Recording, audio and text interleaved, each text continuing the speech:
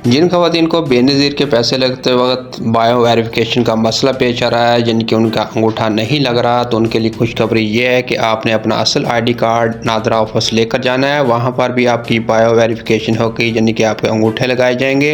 अगर वहाँ पर भी ये प्रॉब्लम आती है कि आपके अंगूठे नहीं लग रहे, तो उसके बाद आपके फेस की, यानी कि आपके चेहरे की शनाख्त की जाएगी। चेहरे की शनाख्त करने के बाद आपको एक सर्टिफिकेट जारी किया जाएगा।